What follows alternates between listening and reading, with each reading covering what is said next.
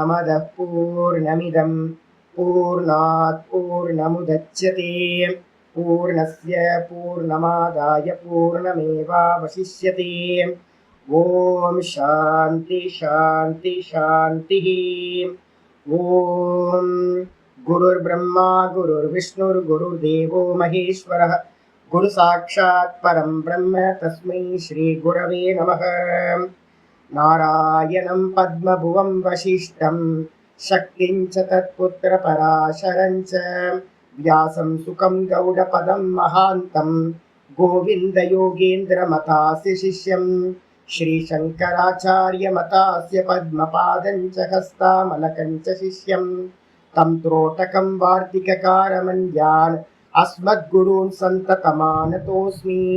श्रुति स्मृतिपुराणानाम् आलयं करुणालयं नमामि भगवत्पादं शङ्करं लोकशङ्करं शङ्करं शङ्कराचार्यं केशवं बादरायणं सूत्रभाष्यकृतौ वन्दे भगवन्तौ पुनः पुनः। ईश्वरो गुरुरात्मेति मूर्तिभेदविभागिने व्योमवद्व्याप्तदेहाय दक्षिणामूर्तये नमः। सदाशिवसमारम्भां शङ्कराचार्यमध्यमाम् अस्मदाचार्यपर्यन्तां वन्दे गुरुपरम्पराम्। ॐ यो ब्रह्माणं विदधाति पूर्वं यो वै वेदांश्च प्रहिणोति तस्मै तं हदेवमात्मबुद्धिप्रकाशं मुमुक्षुर्वै शरणमहं प्रपद्ये। ॐ शान्ति शान्ति शान्तिः। ॐ असतो मा सद्गमय तमसो मा ज्योतिर्गमय मृत्योर्मामृतं गमय। ॐ शान्ति शान्ति शान्तिः।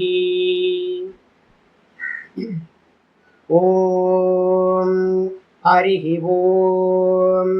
ॐ सहना भवतु सहनौ भुनक्तु सह वीर्यं करवावहै तेजस्विनावधीतमस्तु मा विद्विषावहै। ॐ शान्ति शान्ति शान्तिः। ॐ शन्नो मित्रः शं वरुणः शन्नो भवद्वर्यमा शन्न इन्द्रो बृहस्पतिः शन्नो विष्णुरुक्रमः। नमो ब्रह्मणे नमस्ते वायो त्वमेव प्रत्यक्षं ब्रह्मासि त्वामेव प्रत्यक्षं ब्रह्म वदिष्यामि ऋतं वदिष्यामि सत्यं वदिष्यामि तन्मामवतु तद्वक्तारमवतु अवतु माम् अवतु वक्तारम्। ॐ शान्ति शान्ति शान्तिः। ॐ यश्छन्दसां वृषभो विश्वरूपः छन्दोऽभ्योऽद्यमृतात् सम्बभूव समेन्द्रो मेधया आस्पृणोतु अमृतस्य देवधारणो भूयासं शरीरं मे विचर्षणं जिह्वा मे मधुमत्तमा कर्णाभ्यां भूरि विश्रुवं ब्रह्मणः कोशोऽसि मेधया पिहितः श्रुतं मे गोपाय। ओम शांति शांति शांति। எல்லாருக்கும் நமஸ்காரம். நம்ம பார்த்துக்கிட்டு இருக்கிறது தைத்திரிய உபநிஷத்துல வந்து பார்த்தீங்கன்னா பிரதம வள்ளி சீக்ஷா வள்ளி பார்த்துட்டு இருக்கோம். இதில் வந்து பார்த்தீங்கன்னா நம்ம 1 2 முடிச்சிருக்கோமா? ஆமாம், 1வது மந்திரம் முடிச்சு 2வது மந்திரம் வந்து 2 அணுவாக்கம் முடிச்சிருக்கோம். 3வது அணுவாக்கத்துக்குள்ளார பிரவேசம் பண்ணியிருக்கோம். நான் மந்திரம் 2வது மந்திரத்தையும் படிச்சிருக்கேன். ஓம் சீக்ஷாம் வியாக்யாஸ்யாமஹ வர்ணஸ்வரஹ மாத்ரா பலம் சாமசந்தானஹ யத்யுக்தஷீக்ஷாத்யாயஹ. மூணாவது அணுவாக்கம் நம்ம நேற்று ஆரம்பிச்சிருக்கோம். ஃபுல்லாக நான் சொல்கிற மந்திரம் முதல் மந்திரம். மொத்தம் இந்த மூணாவது அணுவாக்கத்தில் மொத்தம் 4 மந்திரங்கள் இருக்கு. அதுல முதல் மந்திரம் சக நௌ யஷஹ சக நௌ யஷஹ சக நௌ பிரம்ம வர்ச்சசம் பிரம்ம வர்ச்சசம் அதாதஸ் சஹிதாய உபனிஷதம் व्याख्यास्यामः अतातः संहिताय उपनिषदं व्याख्यास्यामः पञ्चस्वधिकरणेषु पञ्चस्वधिकरणेषु पञ्चस्वधिकरणेषु क पञ्चस्वधिकरणेषु अधिलोकम् अधिलोकमधिज्योतिषमधि विद्यमधि प्रजमध्यात्मम् अधिलोकमधिज्योतिषमधि विद्यमधि प्रजमध्यात्मम् तां महासंहिता இத்யாச்சக்ஷதே. உங்களோட புக்கில் இத்துக்கு மேலே புள்ளி போட்டிருக்கு. ஆக்சுவலாக வந்து ஒரு மேலே கோடு இருக்குல்ல, அது வந்து பார்த்தீங்கன்னா ஈல தான் இருக்கணும். அது தனியாக இருக்கிறதுனால அப்படி போட்டிருக்கு. இத்யாச்சக்ஷதே இத்யாச்சக்ஷதே இதான் வந்து ஒரு துள்ளல் வரணும். இத்யாச்சக்ஷதே தாமஹா சஹிதா இத்யாச்சக்ஷதே தாமஹா சஹிதா இத்யாச்சக்ஷதே அதாதிலோகம் அதாதிலோகம் பிருத்திவி பூர்வரூபம் பிருத்திவி பிருத்திவி பூர்வரூபம் பிருத்திவி பூர்வரூபம் த்யௌருத்தர த்யௌருத்தர ரூபம் த்யௌருத்தர ரூபம் த்யௌருத்தர ரூபம் ஆகாஷசந்திஹி ஆகாஷசந்திஹி. சகனௌ யஷஹ மீனிங் வந்து பார்த்துட்டு இருக்கோம். சக நவ் நவ் அப்படின்னா நவ் சக நவ்னா நம்ம இருவரையும் நம்ம 2 பேர்த்தையும் குரு சிஷ்யனாகிய நம்ம 2 பேர்த்தையும் சகனா சேர்த்து நம்ம 2 பேர்த்தையும் சேர்த்து 2 பேருக்கும் என்ன உண்டாகட்டும் யஷக பவத்து. நம்ம 2 பேர்த்துக்குமே வந்து பார்த்தீங்கன்னா பவத்தகா நம்ம 2 பேர்த்துக்குமே வந்து பார்த்தீங்கன்னா நல்லா வந்து பார்த்தீங்கன்னா புகழானது உண்டாகட்டும். என்ன புகழ் அப்படின்னு கேட்டிங்கன்னா புகழில் என்ன இருக்கு? நிமித்தம். ஒருத்தருக்கு வந்து பாடுறவருக்கு எப்படி புகழ் உண்டாகும்? வேற ஏதாவது உண்டாகுமா? நல்லா பாடுறாருப்பா அப்படிதான் சொல்லுவாங்க. அப்ப படிக்கிறவங்களுக்கு வந்து பார்த்தீங்கன்னா என்ன நிமித்தம் உண்டாகும் அப்படின்னு கேட்டிங்கன்னா வித்யா நிமித்தமான புகழானது உண்டாகட்டும். அவர் நல்ல ஸ்டூடெண்ட், நல்லா வந்து பார்த்தீங்கன்னா கிரகணம் பண்றார் அப்படின்னும் அவர் நல்ல நிஷ்டா உடையவங்க, சிரவணத்துல நல்ல நிஷ்டையோட இருக்கார் அப்படின்னு சிஷ்யர்களுக்கு புகழ் உண்டாகும். அதே மாதிரி வந்து பார்த்தீங்கன்னா ஆச்சாரியாருக்கு அவர் நல்லா சொல்லி கொடுக்கிறார், நல்ல விளக்கமா பேசுறார் சொல்றார் அப்படின்னு அவருக்கும் புகழ் உண்டாகட்டும். இந்த 2 வித்யாவை நிமித்தமாக கொண்டு குரு ஆச்சாரிய சிஷ்யர் ஆச்சாரியா 2 பேர்த்துக்கும் என்ன ஆகட்டும்? புகழ் உண்டாகட்டும். சக நவ் பிரம்ம வர்ச்சசம். பிரம்மன்றதுக்கு அர்த்தம் வந்து பார்த்தீங்கன்னா பிரம்மன்றதுக்கு அர்த்தம் வேதம். இப்ப இந்த வேதத்தை அத்தியனம் பண்றதுனால இப்ப நமக்கு வந்து பாத்தீங்கன்னா இப்ப நம்ம வேதாந்தம் படிக்கிறோம். நல்லா புரிஞ்சுக்கணும், நம்ம யாருக்கும் பிரம்ம வர்ச்சஸ் தேவையில்லை. மனசு நல்லா புரிஞ்சுக்கணும். சாமி மந்திரம் இருக்கே அப்படின்னு கேட்டீங்கன்னா இந்த தைத்திரிய உபனிஷத்து என்ன ப்ராப்ளம் இருக்கு அப்படின்னு கேட்டீங்கன்னா நிறைய பேருக்கு தெரியவே தெரியாது. தைத்திரிய உபனிஷத்தே மந்திரமும் பிராமண பாகமும் சேர்ந்து இருக்கிறது. ஏன் நான் ஏற்கனவே சொல்லியிருக்கல, தித்திரி பட்சி. யாக்ஞவல்யர் வந்து பாத்தீங்கன்னா வாமிட் பண்ணாரு. வாமிட் பண்ணோன்னே மந்திரம் பிராமணம் ஆரண்யக்கம்னு 3 பாகம் இருக்கிறது என்ன ஆயிடுச்சு? ஒன்னோட ஒண்ணு மிக்ஸ் ஆகி அதுல வந்து வாமிட் பண்ணார். வாமிட் பண்ணதை தித்திரி பட்சிகள் வந்து சாப்பிட்டு தைத்திரிய உபனிஷத்தா தைத்திரிய சாக்கையா ஆயிருக்கு. அப்போ இதுல எல்லா இடத்துலையும் எப்படி இருக்கும் அப்படின்னா மிக்ஸ் ஆகி இருக்கும். அப்போ என்னென்ன விதியை வந்து பாத்தீங்கன்னா நம்ம எடுத்துக்கணும், வேத பாடசாலையில படிக்கிற பிரம்மச்சாரிகளும் கிரகஸ்தர்களும் எதை எடுக்கணும் அப்படின்னு பிரிச்சு நான் சொல்ல போறேன். பிரம்ம வர்ச்சஸ் அப்படின்றது என்ன அப்படின்னு கேட்டீங்கன்னா, வேதம் படிக்கிறவங்க பசங்க வந்து பாத்தீங்க அப்படின்னா அது அவங்களும் அதை சொல்லி கொடுக்கக்கூடிய கிரகஸ்தர்களா இருக்கக்கூடிய வாத்தியாரும் என்ன பண்ணுவாங்க, ஆச்சாரியாரும் இந்த பிரம்ம வர்ச்சஸ் அவங்களுக்கு உண்டாகணும். வேதத்தை வந்து பாத்தீங்கன்னா நித்திய அபியாசம் பண்றது மூலமா, பாராயணம் பண்றது மூலமா என்ன உண்டாகும், நித்திய சந்தியாவந்தனமும் இந்த வேத பாராயணமும் பண்றது மூலமா முகத்துல வந்து பாத்தீங்கன்னா ஒரு பிரகாசம் உண்டாகும். நல்ல வேத பாடசாலையில பாத்தீங்கன்னா பசங்கள்கிட்ட இருக்கிறது அந்த பிரம்ம வர்ச்சஸ் இருக்கும் உங்களுக்கு.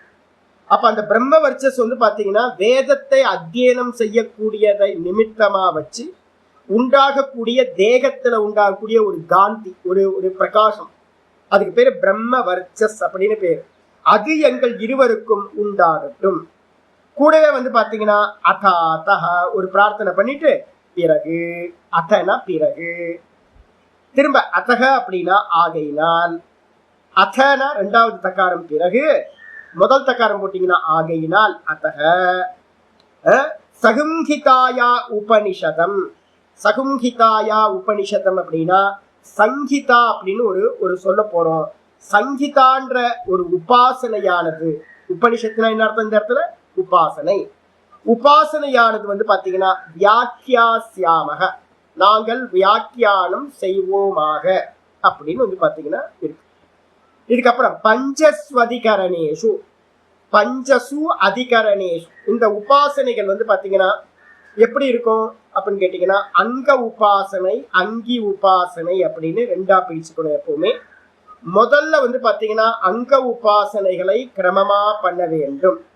எப்படி வந்து பாத்தீங்கன்னா ஒரு பூஜை பண்றோம் அப்படின்னா முதல்ல வந்து ஆவாகனம் பண்ணணும் தேவதைய, அதுக்கப்புறம் வந்து பாத்தீங்கன்னா அபிஷேகம் பண்ணணும், அதுக்கப்புறம் அலங்காரம் பண்ணணும், அதுக்கப்புறம் பாத்தியம் அரியம் எல்லாம் கொடுக்கணும், அதுக்கப்புறம் வந்து பாத்தீங்கன்னா நெய்வேத்தியம் பண்ணணும், தூப தீபம் கொடுக்கணும், நெய்வேத்தியம் பண்ணணும், அதுக்கப்புறம் மங்கள நீராஞ்சனம் வந்து பாத்தீங்கன்னா கற்பூர ஆரத்தி காட்டணும், அதுக்கப்புறம் பிரதட்சிணம் பண்ணணும், நமஸ்காரம் பண்ணணும்.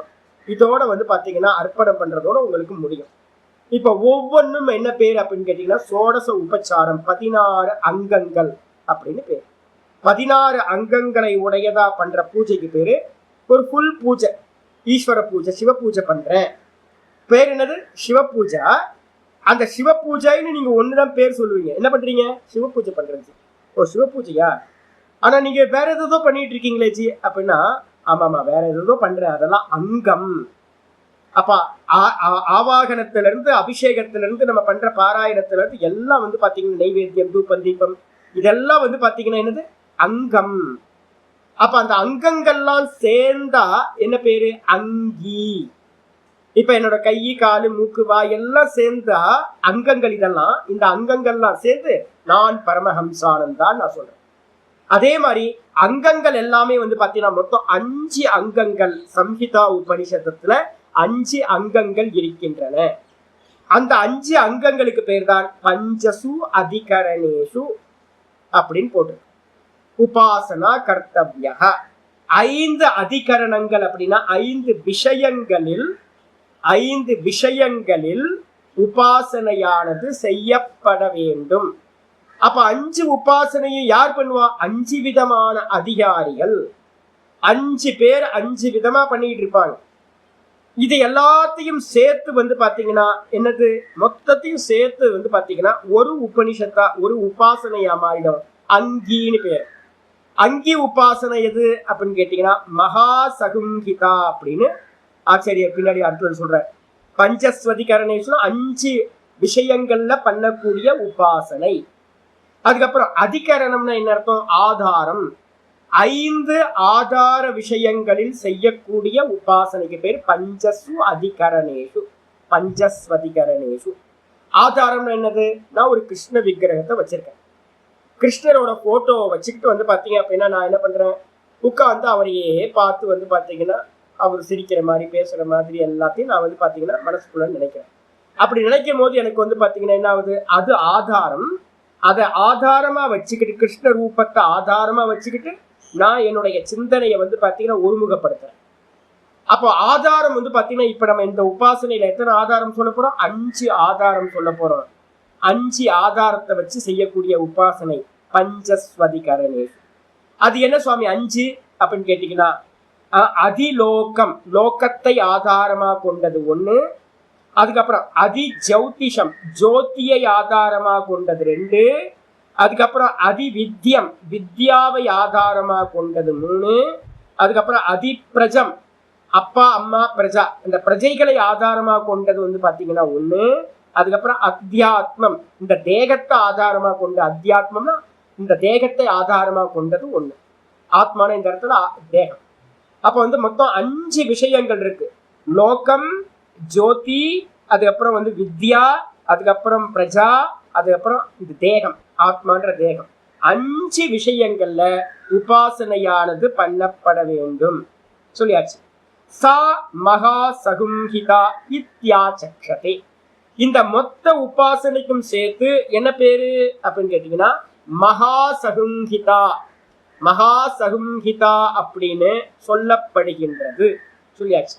சொன்னதுக்கு பிறகு வந்து ஒவ்வொரு உபாசனையா வந்து பாத்தீங்கன்னா ஆரம்பிக்கிறார். ஆரம்பிக்கிறதுக்கு முன்னாடி வந்து பாத்தீங்கன்னா நம்ம சில விஷயங்களை தெரிஞ்சுக்கிறதுக்கு ஆதாரமா சில விஷயங்கள் தெரிஞ்சுக்கிறதுக்கு அவசியமா இருக்கு.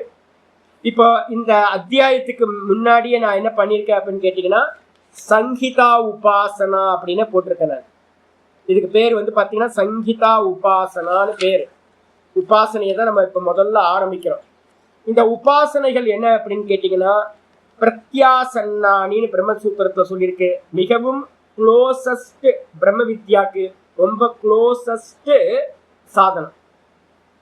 பகிரங்க சாதனம், அந்தரங்க சாதனம் சொல்றோம்ல, அந்த பகிரங்க சாதனம் கர்மயோகம், அந்தரங்க சாதனம் எது அப்படின்னு கேட்டீங்கன்னா இந்த உபாசனைகள். அப்ப இதை பண்ணணுமா அப்படின்னா இதுக்கு பேரே உபனிஷத்துன்னு பேர் கொடுத்திருக்கு. இது வந்து பாத்தீங்கன்னா செய்யத்தக்கது. எதுக்கு அப்படின்னு கேட்டீங்கன்னா தெளிவா தெரிஞ்சுக்கணும், சித்த ஏகாகிரத்துக்காக செய்யக்கூடியது. இந்த சித்த ஏகாகிரத்துல இருந்து நமக்கு என்ன உண்டாகும் அப்படின்னு கேட்டீங்கன்னா சமம், தமம், உபரதி, திதிக்ஷா, ஸ்ரத்தா, சமாதானம் சொல்லக்கூடிய சமாதி ஷட்க சம்பத்தி 6ம் உபாசனைகளால கிடைக்கக்கூடியது. அவசியம் அனுஷ்டேயத்வாத் அப்படின்னு வந்து பாத்தீங்கன்னா பிரம்மசூத்திரத்துல நியமம் சொல்லியிருக்கு. கண்டிப்பா வந்து பாத்தீங்கன்னா அனுஷ்டானம் செய்யத்தக்கவை. அடிச்சா இதை புரிஞ்சுங்க. புரிஞ்சதுக்கு பிறகு வந்து பாத்தீங்கன்னா நம்ம கேள்வி வருது, சுவாமி இந்த உபாசனை எல்லாம் சொல்றீங்களா சுவாமி, இந்த உபாசனை எல்லாம் என்ன சுவாமி அப்படின்னு யாராவது கேள்வி கேட்டாங்கன்னா அதுக்கு ஆச்சாரியர் வந்து பாத்தீங்கன்னா நம்ம என்ன பண்றோம், இதுல வந்து பாத்தீங்கன்னா அருமையான ஒரு இது சாந்தோக்கியத்துல வந்து பாத்தீங்க அப்படின்னா ஒரு முக்கியமான இது வந்திருக்கு. உபாசனைனா என்ன அப்படின்னு கேட்கும்போது ஆச்சாரியர் சொல்ற சாந்தோக்கியத்துல வந்து பாத்தீங்கன்னா இப்ப நமக்கு இங்க படிக்கும் போது என்ன படிக்கிறோம், முதல் வள்ளி என்ன பேரு, ஆச்சார வள்ளி, அனுஷ்டான வள்ளின்னு பேர் வச்சிருக்கோம். இந்த வள்ளிக்கு பேரு சிக்ஷா வள்ளிக்கு பேரு.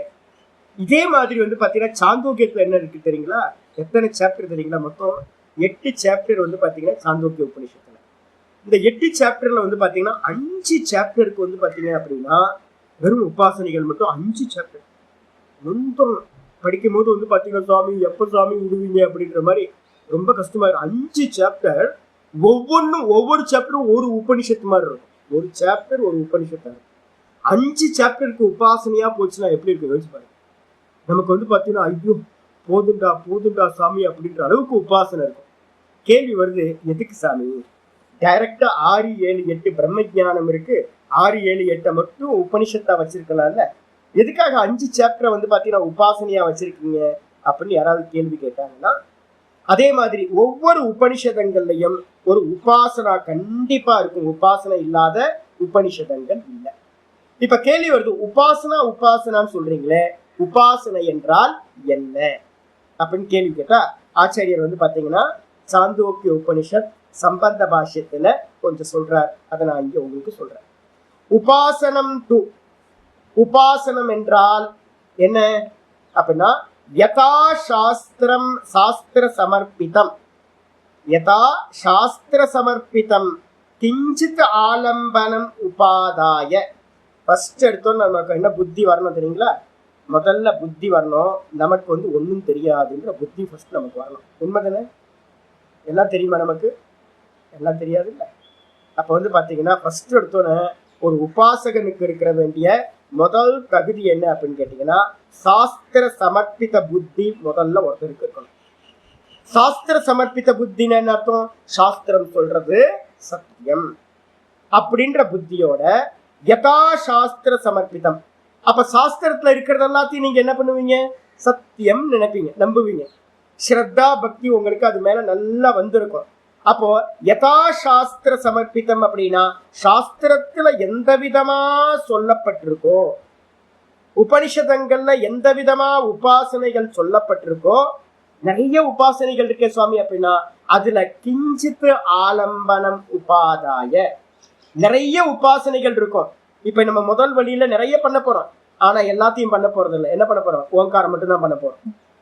ஒரே ஒரு இதை மட்டும் செலக்ட் பண்ண போறோம், மீதி இருக்கிறது எல்லாத்தையும். ஏன் அப்படின்னா நம்ம யாரும் வேத பாடசாலையில படிக்கல, வேதாத்தியம் பண்ணல, டைரக்டா வந்து பாத்தீங்கன்னா வேதாந்தத்துக்கு வந்திருக்கோம். அப்ப நமக்கு என்ன முடியுமோ எது பெஸ்டா இருக்கோ அதை மட்டும் எடுத்துட்டு நம்ம பண்ண போறோம். ஏதோ ஒண்ணு பிராண உபாசனையோ இல்ல வந்து பாத்தீங்கன்னா ஓங்கார உபாசனையோ எடுத்துக்கிறது. இந்த ரெண்டு தான் பெஸ்ட் அப்படின்னு எனக்கு என்னோட பார்வையில இருக்கு, உபனிஷதங்கள் சொல்லுது. அதனால இதை மட்டும் எடுத்துக்க போறோம். இது சாஸ்திரத்துல இருக்கா? ஆமா. உபனிஷதங்கள்ல பிரதானமான உபாசனை ஓங்கார உபாசனை, உபனிஷதங்கள்ல பிரதானமான உபாசனை பிராண உபாசனை. அதனால வந்து பாத்தீங்கன்னா ஏதோ ஒரு ஆலம்பனம்னா ஒரு பிடிமானம்னு அர்த்தம், ஆதாரம்னு அர்த்தம். ஏதாவது ஒரு பிடிமானத்தை கையில எடுத்துக்கிட்டு சாஸ்திரத்தை சொன்ன ஆலம்பனம்னா ஒரு சாதனம்னு அர்த்தம். ஏதோ பிராணன் வந்து ஒரு சாதனம், ஒரு ஆலம்பனம். இல்லைன்னா ஓங்காரம் வந்து பாத்தீங்கன்னா ஒரு ஆலம்பனம். ஆலம்பனம் என்னது? ஒரு கிரீப்பருக்கு ஒரு போல் வேணும். இந்த மனசுன்ற ஒரு கிரீப்பர், அந்த ஒரு கிரீப்பர்ல சுத்தி விட்டீங்கன்னா என்ன ஆயிடும்? அந்த கிரீப்பரை வந்து ஒரு போல்ல அது பாட்டுக்கு மேல சுத்தி சுத்தி சுத்தி அதுவே மேல போய் படர்ந்து போயிடும்.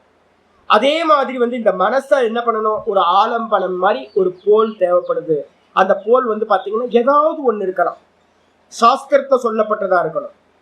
அதை வந்து எடுத்துக்கிட்டு ஆலம்பனம் உபாதாய அதை ஏதாவது ஒண்ணு எடுத்துக்கிட்டு. அப்ப நல்லா புரிஞ்சுக்கணும், சாஸ்திரத்துல இல்லாததை நீங்க எடுத்தீங்கன்னா என்ன இருக்காது? சாத்திய சாதன சம்பந்தம் இருக்காது. நிறைய பேர் வந்து அவங்கவுங்க மனம் போன போக்கில் வந்து பாத்தீங்கன்னா மெடிடேட் பண்றவங்களாம் நிறைய பேர் இருக்காங்க. அப்படி பண்ணும்போது என்ன இருக்குன்னா பலன் கிடைக்குமா? கிடைக்கும், ஆனா நீங்க நினைக்கிற பலன் கிடைக்குமான்னு தெரியாது. அப்போ இதை பண்ணுனா இது கிடைக்கும், இதை பண்ணுனா இது கிடைக்கும் அப்படின்னு சாதனத்தையும் சாத்தியத்தையும் கனெக்ட் பண்ணி வச்சிருக்கிறது யாரு?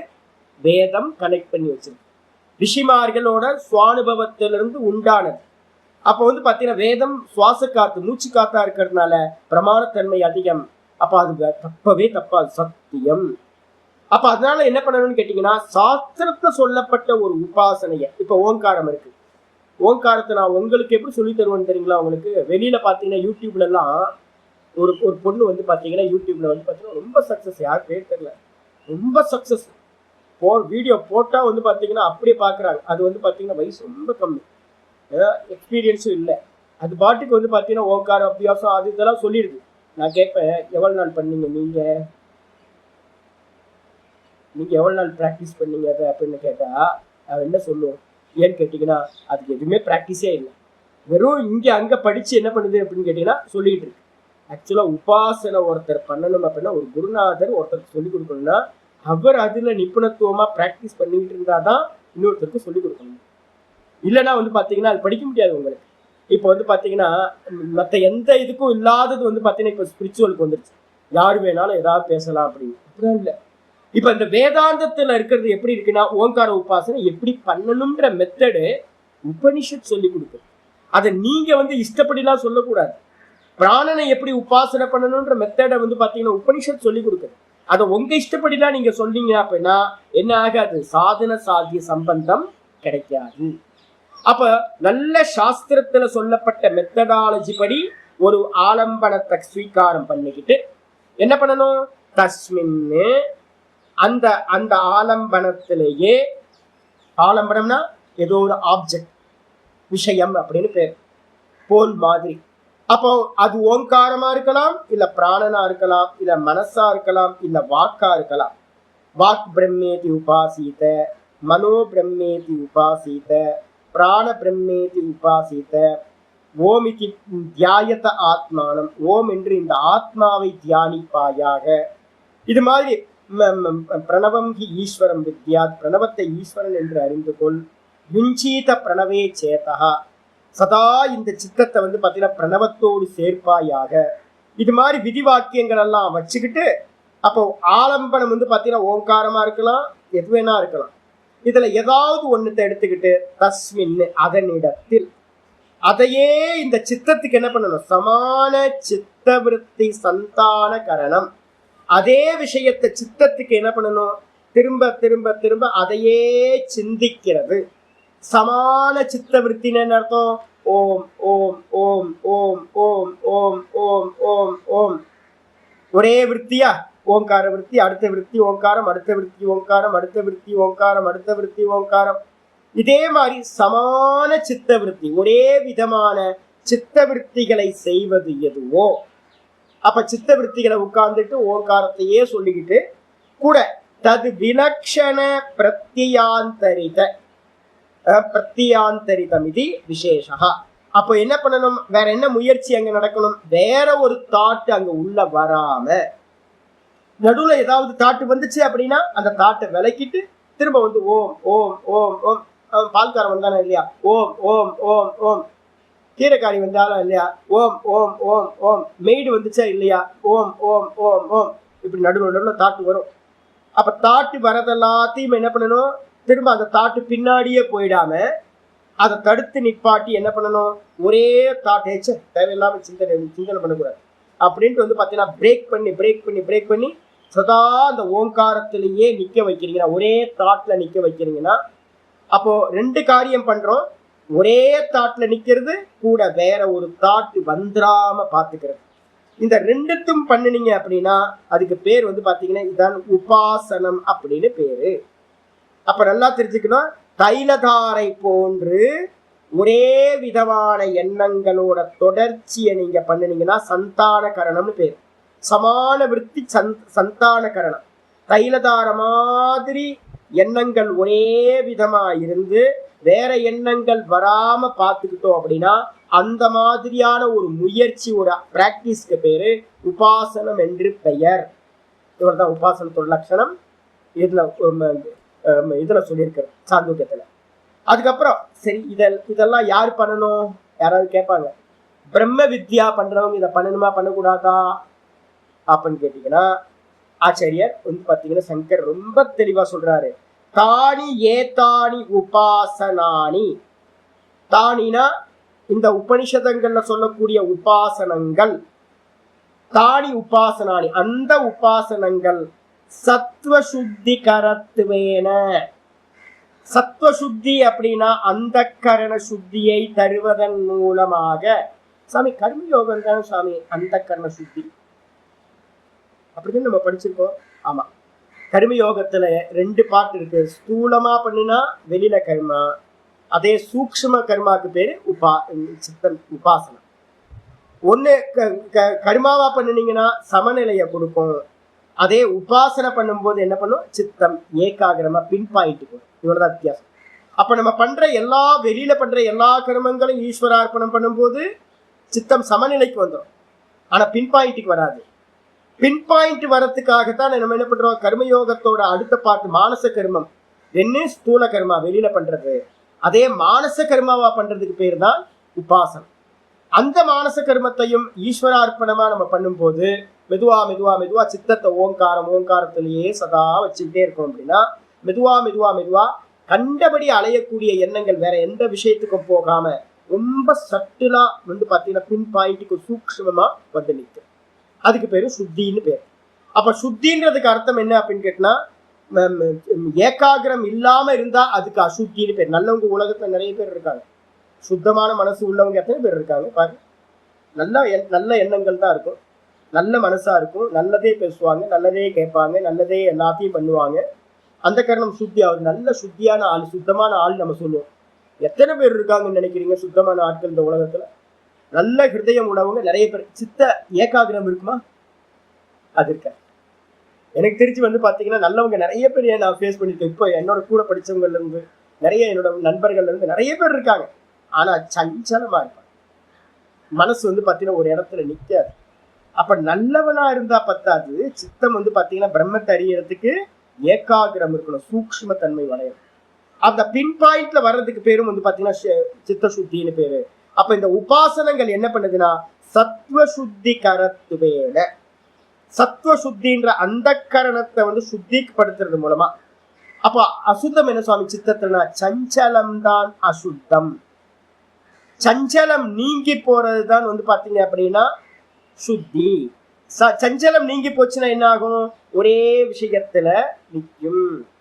நம்ம சொல்றோம்ல, இவன் வந்து அர்ஜுனனை வந்து பாத்தீங்கன்னா அந்த வில்ல வந்து பாத்தீங்கன்னா அம்பு எழுதும் போது கேட்கிறாங்க, என்ன தெரியுது அப்படின்னா, மீனோட கண்ணு மட்டும் தான் தெரியுது. பக்ஷியோட கண்ணா? பக்ஷியோட கண்ணு மட்டும்தான் தெரியுது அப்படின்னு அவன் சொல்லுவான். வேற எதுவுமே தெரியல, மரம் தெரியல, இலை தெரியல, காய் தெரியல, கனி தெரியல, ஒன்னும் தெரியல, பக்ஷியோட கண்கள் மட்டும்தான் எனக்கு தெரியுது அப்படின்னு வந்து பாத்தீங்கன்னா அம்பு எழுதுறா கண்ணை பார்த்து. அப்ப நல்ல குறிபார்த்து எய்யணும் அப்படின்னா, அம்பு எய்யணும் அப்படின்னா நமக்கு என்ன இருக்கணும்? பின் பாயிண்ட் இருக்கணும். அப்ப அந்த பின் பாயிண்ட்டுக்கு நம்ம மைண்டை வந்து கொண்டுட்டு வர்றது வந்து பாத்தீங்கன்னா இந்த உபாசனங்கள். அது என்ன பண்ணுது அப்படின்னா வஸ்து தத்துவ அவபாசகத்வாத் சித்த சுத்தி கரத்துவேன, சித்த சுத்தியை கொடுப்பது மூலமா வஸ்து தத்துவ அவபாசகத்வாத். வஸ்து தத்துவம்னா பிரம்ம வஸ்து, வஸ்துனா மேட்டர், பிரம்ம. அந்த பிரம்ம வஸ்துவை வந்து பாத்தீங்கன்னா என்ன பண்ணுது அப்படின்னா அவபாசகத்வாத் பிரகாசப்படுத்துறது மூலமா. அப்ப இருக்கிற அந்த சஞ்சலம் நீங்கி போச்சுன்னா என்ன ஆகும்? சஞ்சலம் சித்தத்துல இருக்கிற சஞ்சலம் உபாசனையினால சித்தத்துல இருக்க சஞ்சலம் நீங்கி போச்சுன்னா அந்த சித்தத்துல வந்து பாத்தீங்கன்னா பிரதிபிம்பம், பிரம்மத்தோட பிரதிபிம்பம் ஆடாம அசையாம உள்ளது உள்ளபடி பிரகாசிக்கும். சந்திரன் ஆடாத தண்ணியில வந்து பாத்தீங்கன்னா ஆடாம பிரதிபிம்பம் உண்டாகிற மாதிரி, காத்து ஆடிச்சுன்னா ஜலம் ஆடும், ஜலம் ஆடிச்சு அப்படின்னா பிரதிபிம்பம் அங்க தெரியற சந்திரன் ஆடிக்கிட்டே தெரியும். அப்ப ஆட்டம் இல்லாம இருக்கிற ஜலத்துல எப்படி ஸ்பஷ்டமா தெரிவானோ அதே மாதிரி இந்த சித்தம், ஆடாத சித்தத்துல இந்த இந்த ஆத்ம தத்துவம் நன்றாக பிரகாசிக்கிறது. அதனால வந்து பாத்தீங்கன்னா அத்வைத்த ஞான உபகாரகாணி, ரொம்ப முக்கியமான பாஷை, அதுக்காக இதை இருக்கிறேன். அப்ப இந்த உபாசனைகள் எதுக்கு சுவாமி ஹெல்ப் பண்ணுது அப்படின்னா அத்வைத ஞான உபகாரகாணி. இந்த உபாசனைகள் அத்வைத ஞானத்துக்கு உபகாரம் செய்வதாக ஆகின்றன. இப்ப உபகாரம் இல்லைன்னா இதை நம்ம உபனிஷத்துல படிக்க மாட்டோம். இதை தூக்கி வேற வச்சுட்டு தேவையில்லை. இப்ப நான் உங்களுக்கு ஏதாவது கர்மகாண்டத்தை சொல்லித்தரேன்னா இல்லை, ஏன் அப்படின்னா அது உபகாரம் இல்லை. அப்ப உபாசனை உபகாரகம். அப்ப உபகாரகாணி. அது மட்டும் இல்லை, அது மட்டும் இல்லாம எடுத்தோன்னு நீங்க வந்து பாத்தீங்கன்னா நான் சொல்றேன், இந்த இஸ்லாத்துல வந்து பாத்தீங்க அப்படின்னா எதுவுமே இல்லை. ஈஸ்வரனுக்கு என்ன ரூபம் இல்லை? ஒரு ரூபமும் இல்லை. எல்லாத்துக்கும் அதிகாரித்துவம் இருக்கா? இறைவன் வந்து பாத்தீங்கன்னா நாம ரூபம் இல்லாதவர் அப்படின்னு உபாசனை பண்ண முடியுமா? மனசால பிடிக்க முடியுமா? உங்களால பிடிக்க முடியாது. அப்போ வந்து பாத்தீங்கன்னா அவங்களும் கூட வந்து பாத்தீங்கன்னா ஏதோ ஒண்ணு வந்து பாத்தீங்கன்னா மனசுல திங்க் பண்ணிட்டு தான் இருப்பாங்க. இப்ப நீங்க ரமணாசிரமத்துக்கு வந்தீங்க அப்படின்னா கண்ண மூடி உட்கார்ந்தீங்க அப்படின்னா எல்லாத்துட்டையும் இன்டர்வியூ பண்ணுங்க, எனக்காக வாங்க, ஒரு 3 நாள் தங்குங்க, தங்கிட்டு வந்து பாத்தீங்கன்னா எல்லாத்துட்டையும் கொஞ்சம் ஸ்நேகமா இருங்க. ஸ்நேகமா இருந்துச்சு நான் கொஞ்சம் மெடிடேட் பண்ணணும். நீங்க என்ன மெடிடேட் பண்ணுவீங்க? நீங்க வந்து ஸ்டூடெண்டா இருக்கிற மாதிரி கேளுங்க. மெதுவா இறங்கி இறங்கி ஒவ்வொருத்தையும் நீங்க என்ன பண்ணுவீங்க? கண்ண மூடி உட்கார்ந்து என்ன பண்ணுவீங்க? கண்ண மூடி உட்கார்ந்து என்ன பண்ணுவீங்க அப்படின்னு கேட்டீங்கன்னா ஒண்ணு வந்து பாத்தீங்கன்னா ரமணரோட போட்டோவை நினைச்சுட்டு இருப்பாங்க. ஏன்னா எல்லாத்துக்கும் வந்து பாத்தீங்கன்னா ரமணர் தான் அங்க வந்து ஹீரோ. அப்ப ரமணரையே வந்து பாத்தீங்கன்னா தியானம் பண்ணிட்டு இருப்பான். ரமண தியானம் பண்றதும் ஆத்ம தியானம் பண்றதுக்கும் 2 டிஃபரெண்ட் இருக்குப்பா. ஆத்மான்றதுக்கு வந்து பாத்தீங்கன்னா நிர்குண நிராகாரம் ஆத்மா. அப்ப நிர்குண நிராகாரமா இருக்கிற ஆத்மா அது யாரு? சப்ஜெக்ட் தான், நான் தான். அப்ப நான தியானம் பண்றது நிர்குண நிராகாரமா இருக்கிற நான தியானம் பண்ணணும்னு போய் உட்கார்ந்துட்டு நீங்க ரமணரை சிந்தனை பண்ணிட்டு இருந்தீங்கன்னா என்ன ஆகும்? ஒரு ரமணரோட வாக்கியத்தை சிந்தனை பண்ணா என்ன ஆயிடும்? அது ஆத்ம தியானமானா இல்ல, சகுனம் தான் அது.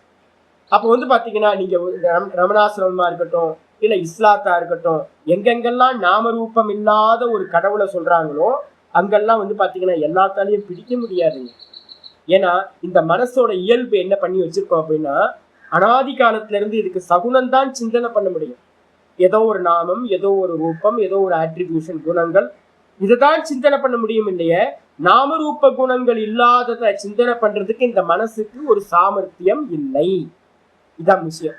அப்ப அதனாலதான் சனாதன தர்மத்தை என்ன பண்ணிருக்கோம்? எல்லா ரூபங்களும் ஈஸ்வர ரூபங்களா கொடுத்துருக்கிறது எல்லாம் எதுக்குன்னா இந்த மனசோட நேச்சர் தெரிஞ்சுதான். இதை பிடிச்சுக்கிட்டு நீ என்ன பண்ண? சகுனத்தை பிடிச்சு நிர்குணத்துக்கு போன்றதுக்காக தான் பிடிச்சு வச்சிருக்கோம். அப்ப அதனால என்ன பண்ணிருக்கேன்னா ஆச்சாரியர் சொல்றாரு ஆலம்பன விஷயத்வாத். இந்த உபாசனைகள் எல்லாம் எப்படிப்பட்டது அப்படின்னா, கிரீப்பர், இந்த மனசு கிரீப்பர் வந்து பாத்தீங்கன்னா ஒரு போல் இல்லாம என்ன பண்ணாது, மேல ஏறாது. அப்ப என்ன பண்ணணும், சுத்தி விடணும். சுத்தி விட்டீங்கன்னா போதும், அது பாட்டு கட்டி விட்டீங்கன்னா அது பாட்டுக்கு மேல போயிடும், அதை பிடிச்சுக்கிட்டு. அதே மாதிரி வந்து பாத்தீங்கன்னா இந்த உபாசனைகள் எல்லாமே ஒரு ஆலம்பனம் இருக்கு. பிரம்மம் நிராலம்பனம் உபனிஷத்தே இருக்கு. நிராலம்பனோபனிஷத்துன்னு ஒண்ணு இருக்கு. பிரம்மம் எப்படிப்பட்டது, அது வந்து ஆலம்பனமே பண்ண முடியாது. ஏன், நாமம் இல்லை, ரூபம் இல்லை, குணம் இல்லை, சிந்தனைக்கு அப்பாற்பட்டது. அப்ப சிந்தனைக்கு அப்பாற்பட்ட விஷயத்த நான் தியானம் பண்ணணும், நிர்குண தியானம். அப்ப நிர்குண தியானம் பண்றதுக்கு ஒரு ப்ரிப்பரேஷன் வேணும்ல. ஆமா. அப்ப என்ன பண்ணுது அப்படின்னா ஆச்சாரியர் சொல்றாரு, ஆலம்பன விஷயத்துவாத் சுசாத்தியானி. ஆலம்பனம் இருக்கிறதுனால அதை உங்களால ஈஸியா அச்சீவ் பண்ண முடியும், செய்ய முடியும். அப்ப வந்து பாத்தீங்கன்னா ஏதோ ஒரு ரூபத்தை வச்சு பண்ணுங்க, ஒரு நாமத்தை வச்சு பண்ணுங்க, இல்லைன்னா ஏதாவது ஒரு குணத்தை வச்சு பண்ணுங்க. உங்களால வந்து பாத்தீங்கன்னா ஈஸியா அதை மனசால சிந்திக்க முடியும். அதை பிடிச்சுக்கிட்டு நம்ம சித்தி ஆக முடியாதுல, அப்படின்றதுக்காகத்தான் உபாசனைகள் சொல்லப்பட்டது. இந்த உபாசனைகள்ல என்ன பண்ணுவோம் அப்படின்னு கேட்டீங்கன்னா, உபாசனா சுசாத்தியானி செய்தி பூர்வம் உபன்யஸ்யந்தே. அதனாலதான் வந்து பாத்தீங்கன்னா எல்லா உபனிஷதங்கள்லயும் முதல்ல உபாசனைய சொல்லிட்டு அதுக்கப்புறம் தான் நிர்குண பிரம்மத்தை பத்தி பேசும். அப்ப உபனிஷத்துல இப்ப நம்ம தைத்திரியத்துல படிக்கிறோம். தைத்திரியத்துல 2வது வள்ளி வந்து பாத்தீங்கன்னா சுத்த பிரம்மம், நிர்குண நிராகாரம். அதை பிடிக்கிறதுக்கு முதல்ல நம்ம என்ன பண்றோம், சகுண சாக்காரத்துல மெடிடேட் பண்றோம். ஏன்னா இது ஈஸி, நம்மளால பிடிச்சுக்க முடியும். அதுக்காக முதல்ல சகுண சாக்கார விஷயங்களை சொல்கின்றது உபனிஷத்து. அதுக்கப்புறம் தத்திர கர்மாபியாசஸ்ய திருடீகிருதத்வாத்.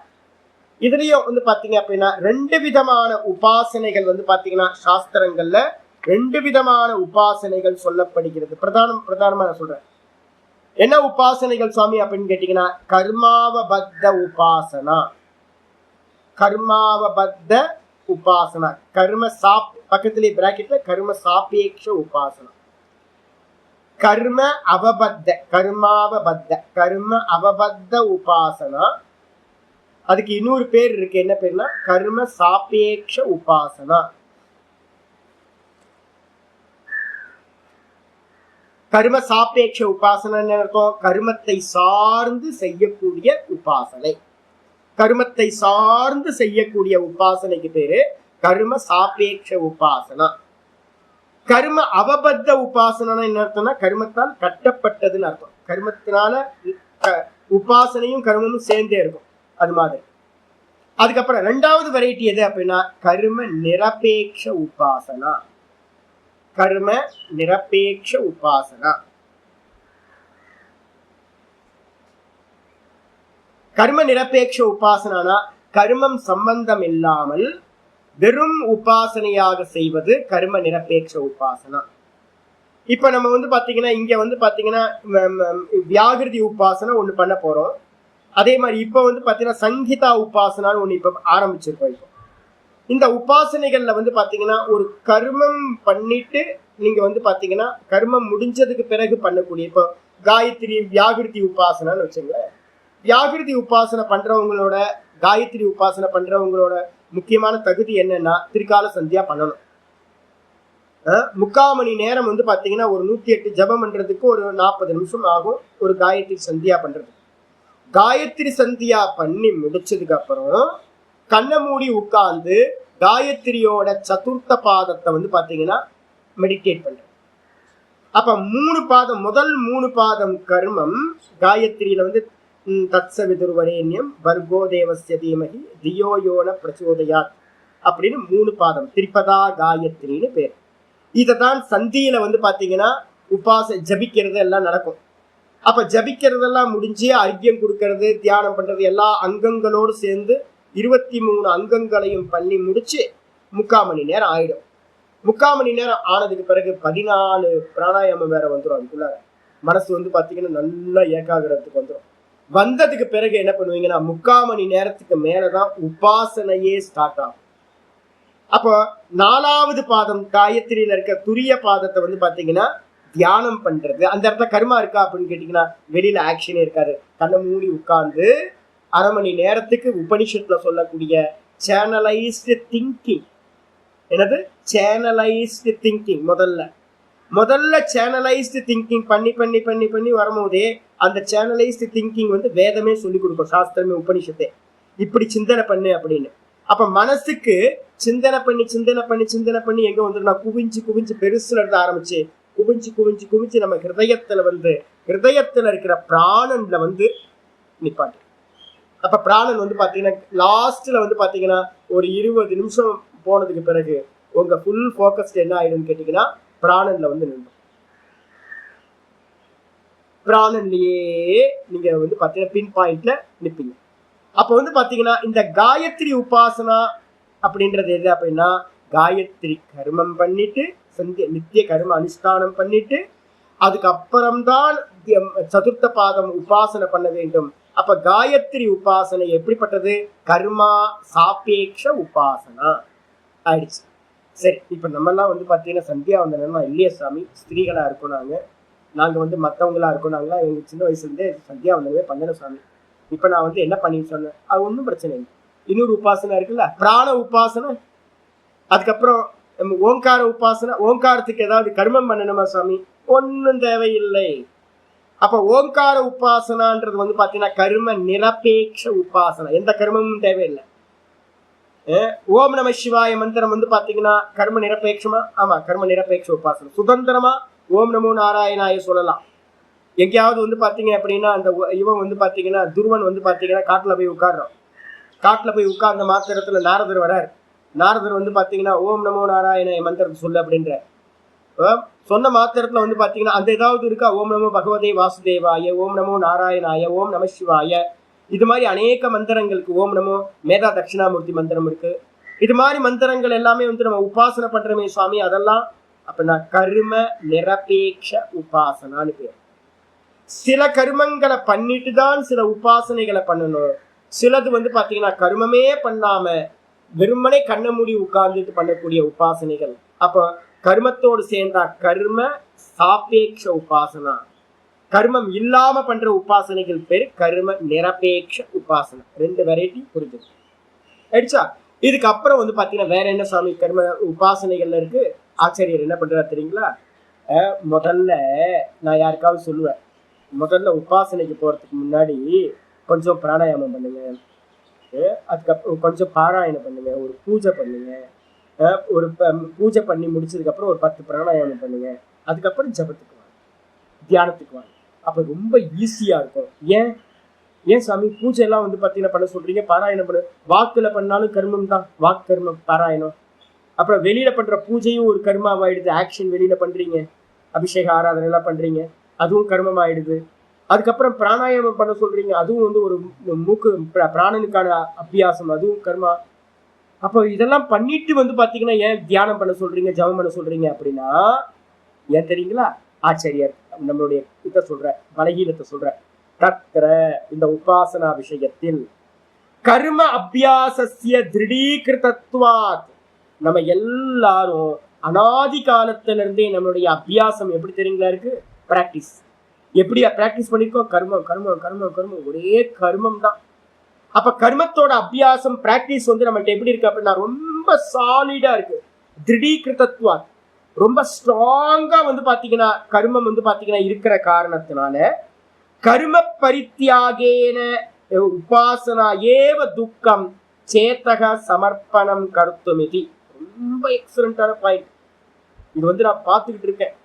யாராவது கர்மத்தை விட்டுட்டு டைரக்டா நீ வந்து கண்ணை மூடி சுப்சாப்புன்னு கண்ணை மூடி உட்காரு அப்படின்னு சொன்னீங்க அப்படின்னா அது என்ன பண்ணும் அப்படின்னு கேட்டீங்கன்னா அவங்களால உட்கார முடியாது.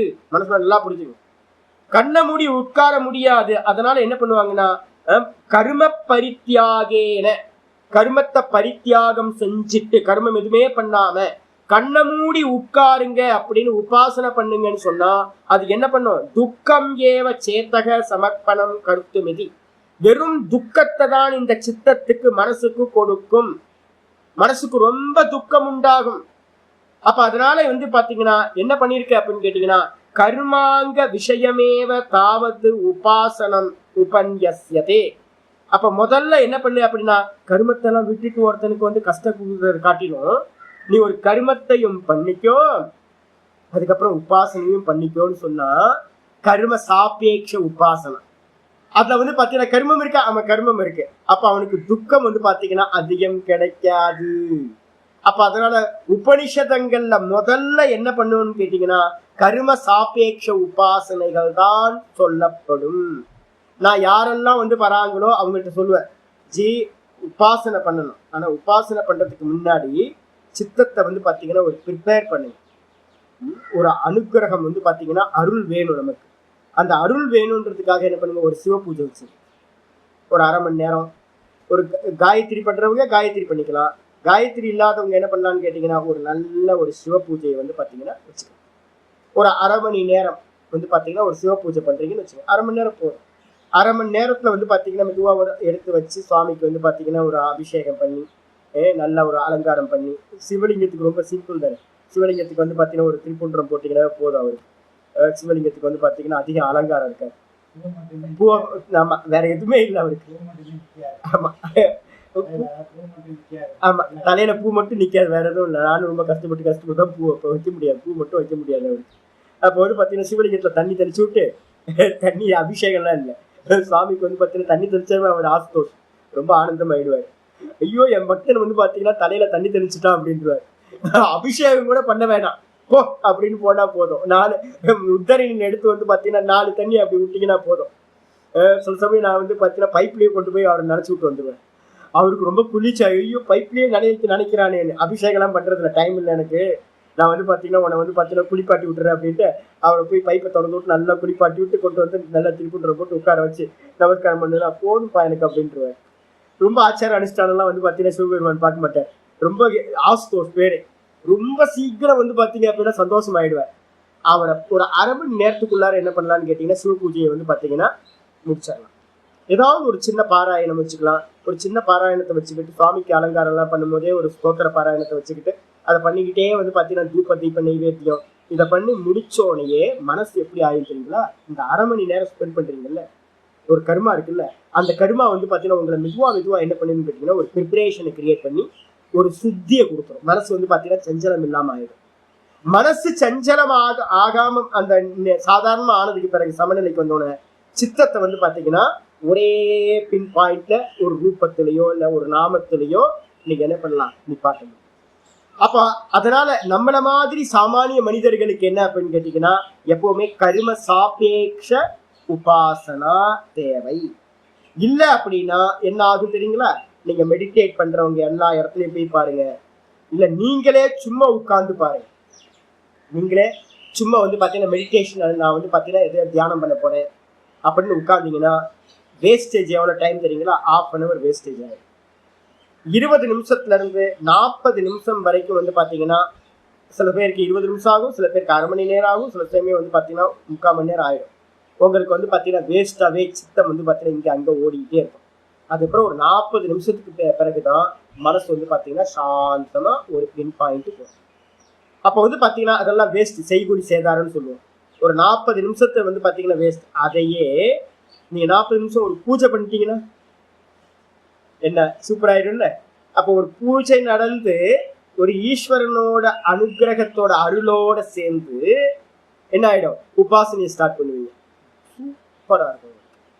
அப்ப நம்மள மாதிரி பெர்சனுக்கு வந்து பாத்தீங்கன்னா எது பெஸ்ட்ன்னு கேட்டீங்கன்னா கர்ம நிரபேட்ச உபாசனை நம்மள மாதிரி ஆம் ஆத்மிக்கு வந்து பாத்தீங்கன்னா சரி வராது. கர்ம அதாவது ஆச்சரியம் ஏன் சுவாமி, ஏன் அப்படின்னா கர்மம் வந்து நமக்கு ரொம்ப திருடமா புத்தியில இருக்கு. அதனால முதல்ல வந்து பாத்தீங்கன்னா கர்ம நிரபேட்ச உபாசனை தான் சொல்லப்படும். சரி, ஓங்கார உபாசனை வந்து கர்ம நிரபேட்சமா கர்ம சாபேட்சமா சுவாமி? இப்ப என்ன சொன்ன உங்களுக்கு, ஓங்காரத்தை கர்ம சாபேட்சமா கர்ம நிரபேட்சமா? நிரபேட்சம் சொன்னேன்ல. ஆனா சாந்தோக்கியத்துல என்ன பண்ணிருக்கு தெரியுங்களா, ஃபர்ஸ்ட் உபாசனையே பிராண உபாசனையும் ஓங்கார உபாசனையும் இணைச்சி உத்கீத பிராண பிரணவ உபாசனான்னு சொல்லி ஓம் இத்யேதத் அக்ஷரம் இதம் சர்வம்னு முதல்ல ஆரம்பிக்கும். முதல் மந்திரமே சாந்தோக்கியம் உத்கீதம் உபாசித்தன்னு ஆரம்பிக்கும்.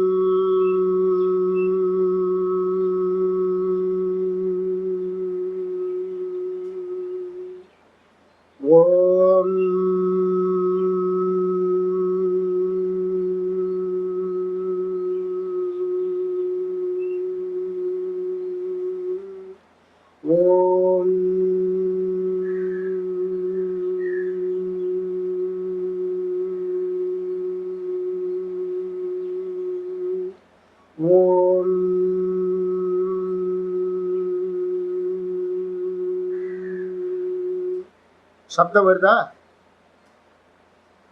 அப்ப மனசுல பண்றேன்னா வெளியில பண்றேன்னா? இது உபாசனையில எடுக்கலாமா கர்மத்துல எடுக்கலாமா? அவ்வளவுதான். இப்போ நீங்க உபாசனம் தான். ஆனா வந்து பாத்தீங்கன்னா உபாசனம் நாம நல்லா தெரிஞ்சுக்க. உபாசனத்துக்கு லட்சணமே உபாசனம் நாம மானசம் கர்ம. லட்சணம் எழுதிங்க. உபாசனம் நாம உபாசனம் என்றால் மானச கர்மத்துக்கு பேரு தான் உபாசனம். நான் வெளியில சொன்னா கூட உள்ளயும் அது நான் உபாசனையும் பண்றேன். ஆனா வெளியில சப்தம் வந்துருச்சுல, அது கர்மம் தான். அப்ப வாஸ்தவத்துல மகாரத்தை நான் வெளியில சொன்னதுக்கு பிறகு ஒரு 5 நிமிஷம், அப்ப என்னாச்சு? 5 நிமிஷம் ஷார்ட் ஓங்காரம் வாயை திறந்து, 20 நிமிஷம் வந்து பாத்தீங்கன்னா உக்கார பிரதானம், 25 நிமிஷம் பிளஸ் மகாரத்தை வந்து ஒரு 5 நிமிஷம் மகாரத்தை சொல்றேன்னு வச்சுங்க, ஆயிடுச்சு. ஸ்தூலத்துல இருந்து சூக்ஷ்மத்துக்கு வந்தாச்சு. அகார உக்கார மகாரம் வந்ததுக்கு பிறகு மெதுவா கண்ணை மூடி நான் என்ன பண்றேன், 1/2 மணி நேரத்துக்கு பிறகு நான் என்ன பண்றேன், என்னோட இன்ஹேல மட்டும் நான் பார்க்க ஆரம்பிச்சேன். இன்ஹேல் எக்ஸேல மட்டும் பார்க்கறேன். இந்த 25-30 நிமிஷத்தோட பேக்ரவுண்டோட என்ன ஆயிடும்னு கேட்டீங்கன்னா, உங்க மனசு மெதுவா செட்டில் டவுன் ஆயிடும். நல்லா செட்டில் டவுன் ஆனதுக்கு பிறகு சுவாசத்தை பார்க்கறது வந்து பாத்தீங்கன்னா ஈஸியா சுவாசத்தை பார்க்க முடியும். அப்ப சுவாசத்தை பார்க்கறது தான் உபாசனை வீக்ஷணம், பிராண வீக்ஷணம். அப்ப பிராண வீக்ஷணத்தை பண்றதுக்கு நாங்க என்ன பண்றோம் அப்படின்னு கேட்டீங்கன்னா, எடுத்தோட பிராண வீக்ஷணத்தை பண்ணல. பேக்ரவுண்ட் 1/2 மணி நேரம் கொடுத்ததுக்கு பிறகுதான் பிராண வீக்ஷணம் பண்றோம். இதே உங்களுக்கு நல்ல சத்துவகுணம் போயிட்டு இருக்கு அப்படின்னா, அப்ப நீங்க என்ன பண்ணலாம், மனசு நல்லா குவைட்டா இருக்கு, தாட்டே வந்து பாத்தீங்கன்னா உள்ள வெளியிலேயே வரல சுவாமி அப்படின்னா, அப்ப என்ன பண்ணுங்கன்னா நேரா டைரக்டா பிராணனையே பாருங்க. அப்ப பிராணனை வந்து பாத்தீங்கன்னா கர்ம சாபேட்சமாவும் பண்ணலாம். உத்தம அதிகாரியா இருந்தா கர்ம நிரபேட்சமாவும் பிராணனை பண்ணலாம். நீங்க வந்து பாத்தீங்கன்னா ஒரு பூஜையில கலந்துக்கிறீங்க, மங்கள ஆரத்திய கடைசியில வச்சிருக்கு, முதல்ல மங்கள ஆரத்தி வைக்க வேண்டியதுன்னு உபச்சாரத்துல எது பெஸ்ட்? ஒரு பூஜையில பிரதானம் எது? மங்கள ஆரத்தி தான். அப்ப மங்கள ஆரத்தி முதல்ல வைக்கலாமா? மற்றதெல்லாம் தூக்கி போரமா போட்டுருங்க. ஏன் மங்கள ஆரத்தியை கடைசியில வச்சிருக்கோம் அப்படின்னு கேட்டீங்கன்னா, சேம் ரீசன். நல்லா புரிஞ்சுங்க. இந்த நம்ம கோயில்ல வந்து பாத்தீங்கன்னா அந்த மங்கள ஆரத்தி காட்டோட மனசு வந்து பாத்தீங்கன்னா ஒரு க்ஷணம் சுவாமிகிட்ட இருந்து வெளில வரும். அந்த ஒரு க்ஷணம் நிக்கிறதுக்கு எவ்வளவு நேரம்? நிறைய பூஜைகள் எல்லாம் பண்ணி மனசு வந்து பாத்தீங்கன்னா வெளி விஷயங்கள்ல இருந்து மெதுவா ஷட் டவுன் ஆகி ஒரு பின் பாயிண்ட்ல மங்களாராத்தி காட்டோட மனசு வந்து பாத்தீங்கன்னா அப்படியே சுவாமியின் இடத்துல நின்றுட்டு திரும்ப வெளியில வரும். ஃபுல் ஷட் டவுன் ஆயிட்டு திரும்ப ரீஸ்டார்ட் ஆகும். நம்ம அப்படியே பரவசத்துக்கு போயிடும். என்ன சுவாமியோட தரிசனம்! ஆரம்பத்துல இருந்து சுவாமி எதனா பார்த்துக்கிட்டு இருக்க, ஏன் பரவசம் கிடைக்கல அப்படின்னா, அப்பெல்லாம் சஞ்சலம் இருந்துச்சு. அப்ப 1/2 மணி நேரம் ஆகுது உங்களுக்கு சஞ்சலத்தை நிப்பாட்டுறதுக்கு. எல்லா ஆராதனைகள்லாம் பண்ணி கடைசியில அந்த ஒரு மங்கள ஆராத்தியில முடிவு. அப்ப வந்து பாத்தீங்கன்னா சாமானிய நபர்களுக்கு வந்து பாத்தீங்கன்னா என்ன பண்ணிருக்கோம் அப்படின்னு கேட்டீங்கன்னா, கர்மத்தோடு கூடிய உபாசனை. நல்ல உத்தம அதிகாரியா இருக்கிறவனுக்கு கர்ம நிரபேட்ச உபாசனை அப்படின்னு 2 விதமா வச்சிருக்கு. இதை வந்து ஓரமா வச்சிருக்கு. அப்ப உபாசனையில 2 வெரைட்டி. அதுக்கப்புறம் இன்னும் வேற என்ன சுவாமி வெரைட்டி இருக்கு அப்படின்னு கேட்டீங்கன்னா, இன்னும் 2 வெரைட்டி இருக்கு. என்ன அப்படின்னா, திரும்ப ஒரு 2 வெரைட்டி சொல்றேன். வியாக்கிருத உபாசனா, அவ்யாக்கிருத உபாசனான்னு 2 உபாசனை. ஒண்ணு வியாக்கிருத உபாசனா, 2வது அவ்யாக்கிருத உபாசனா. நம்ம நிறைய உபாசனம் தான் வந்து பாத்தீங்கன்னா நிறைய பேச போறோம். அதனால வந்து பாத்தீங்கன்னா உபாசனத்தை வச்சுக்கோங்க. உபாசனம்னா என்ன அர்த்தம்னா, நம்ம சாஸ்திரத்துல அதுக்கு பேர் வந்து உபாசனம்னு பேரு, லௌகிகத்துல அதுக்கு பேரு தியானம்னு பேரு. ஆனா இப்ப நம்ம என்ன பண்ண போறோம், நம்ம எடுக்கிறது எல்லாமே சாஸ்திரிய சம்பந்தத்துல இருந்து தான் எடுக்க போறோம். அதனால நம்ம என்ன பண்ண போறோம், பிரயோகம் என்ன பண்ண போறோம், மெடிடேஷன் சொல்லாம தியானம் சொல்லாம நம்ம ஆலம்பனம் வந்து சாஸ்திரத்துல இருந்து இருக்கிறதுனால இனிமே நம்ம என்ன பண்ணணும், உபாசனன்ற வார்த்தையை பயன்படுத்தணும். ஆயிடுச்சா? வியாக்கிருத உபாசனா, அவ்யாக்கிருத உபாசனான்னு 2. வியாக்கிருதம் அப்படின்னா என்ன அர்த்தம்? நாமம், ரூபம், குணம் இந்த மூணுத்துல ஏதாவது ஒண்ணு இருந்தாலும் அது வியாக்கிருத உபாசனான்னு பேரு. வெளிப்பட்ட உபாசனை. வியாக்கிருத்தம்னு என்ன அர்த்தம்? வெளிப்பட்டது. என்னெல்லாம் வெளிப்பட்டது? நாமம் வெளிப்பட்டது, ரூபம் வெளிப்பட்டது, ஒரு குணம் வெளிப்பட்டதா இருக்கும். வெளிப்பட்டதெல்லாம் இந்த லோகத்துல நீங்க என்னெல்லாம் உபாசனை பண்றீங்களோ அதெல்லாம் வந்து பாத்தீங்கன்னா வியாக்கிருத உபாசனை தான் இந்த உலகத்துல எல்லாருமே பண்றோம். சிவனை வந்து பாத்தீங்கன்னா வச்சிருக்கோம். சிவனுக்கு உருவம் இருக்கா? சிவனுக்கு உருவம் இருக்கா இல்லையா? நான் ஏற்கனவே சொல்லிருக்கேன். சிவபெருமான் எங்க தெரியுங்களா இருக்காரு? சிவபெருமான் என்ன தெரியுங்களா எங்க இருக்காரு தெரியுங்களா? பிரளய காலத்துல இருக்காரு. நீங்களும் நானும் இருப்போமா பிரளய காலத்துல? நமக்கு தெரியவே தெரியாது. சாமி மட்டும்தான் இருப்பார். சிருஷ்டிக்கு முன்னாடி இருக்க, சிருஷ்டிக்கு பின்னாடி இருக்க. அப்ப சிவபெருமானுக்கு நம்ம ரூபெல்லாம் கொடுத்து வச்சிருக்கோமே சுவாமி அப்படின்னு கேட்டீங்கன்னா, அப்ப அவரை வந்து அவ்வியாக்கிருத்தமா இருக்கிற அவரை நீங்க என்ன பண்ணிட்டீங்க? வியாக்கிருத்தமா ஆக்கிட்டீங்க. பேர் இல்லாத பெத்த பெருமானுக்கு சிவபெருமானு பேரை கொடுத்துட்டீங்க. பேர் வந்துச்சுனாவே வந்து பாத்தீங்கன்னா சிவம் இல்ல, அசிவம் தான் அது. பேர் பேர் தான். ஓர் உருவம் ஓர் நாமம் இல்லாதவருக்கு 1000 திருநாமம். தில்லாலங்கடின்னு இருக்க. அருமையான பாட்டு இதுல மாணிக்க வாசகரோட பாட்டு. ஆமா, ஏழனம் தில்லாலம் கொட்டாமும் மாணிக்க வாசகரோட. அப்ப வந்து பாத்தீங்கன்னா பேர் இல்லாத பெத்த பெருமான் நம்ம என்ன பண்ணிட்டோம்? உபாசனைக்காக சிவபெருமானுக்கு வந்து பாத்தீங்கன்னா வரப்போகுது உங்களுக்கு ஸ்வேதாஸ்வதர் உபநிஷத்துல ரொம்ப டீட்டெயிலா முதல் சாப்டர்லயே எக்ஸலண்டான வியாக்கியானம் வந்து பாத்தீங்கன்னா பாஷைக்காரர் பண்றேன். இப்ப நான் பேசுற விஷயத்த ரொம்ப எக்ஸலண்டா பண்ண போறேன்.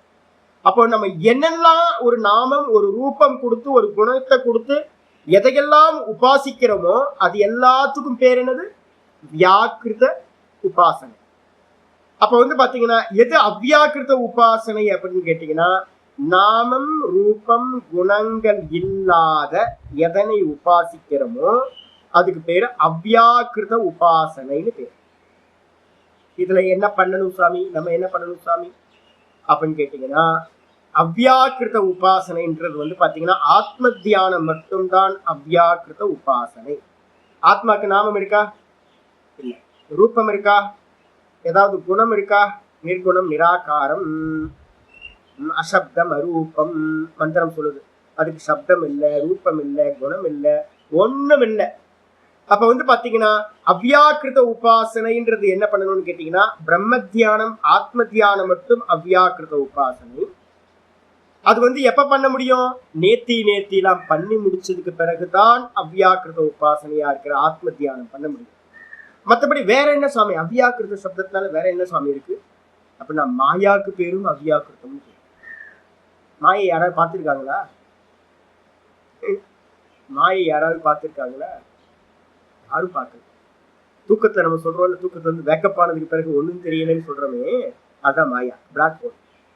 அப்ப வந்து பாத்தீங்கன்னா இப்ப நான் பிளாக் ஹோல் எடுத்து பாருங்க. ஐயோ, யூடியூப்ல வந்து பாத்தீங்கன்னா அது எவ்வளவு படிச்சாலும் நிப்பாட்டவே முடியல உங்களுக்கு. அவ்வளோ பிளாக் ஹோல் இருக்கு, அவ்வளோ பிளாக் ஹோல் இருக்கு. லட்சக்கணக்கான பிளாக் ஹோல் வந்து பாத்தீங்க அப்படின்னா. அப்ப பிளாக் ஹோல்ல பெரிய பிளாக் ஹோல் ஒன்று இருக்கு. உள்ள போச்சுன்னா என்ன ஆச்சுன்னே தெரியாது. 5000 சூரியனை வந்து பாத்தீங்கன்னா ஒரு பிளாக் ஹோல்ல போட்டா கூட வந்து பாத்தீங்கன்னா அதை காட்டில அதிகமா முழுங்குற அளவுக்கு பிளாக் ஹோலாம். ஆனா உண்மையான பிளாக் ஹோல் என்ன அப்படின்னு கேட்டீங்கன்னா என்ன ஆகும்? இந்த மொத்த ஜெகத்தையே சுவாகா பண்றதுக்கான பிளாக் ஹோல் எது? மாயா. அப்ப உள்ள போச்சுன்னா அதுக்குள்ளார நீங்க தூங்குனதுக்கு பிறகு அங்க என்ன டைம் ஸ்பேஸ் மேட்டர் எதுவுமே இல்லைல்ல. அந்த டைம் ஸ்பேஸ் மேட்டர் எது எந்த இடத்துல இல்லையோ அதற்கு பெயர் அவ்வியாக்கிருதம்னு பேர். தேசகால வஸ்து சூன்யக அவ்வியாக்கிருதகன்னு ஒரு லட்சணம் சொல்லுவோம்.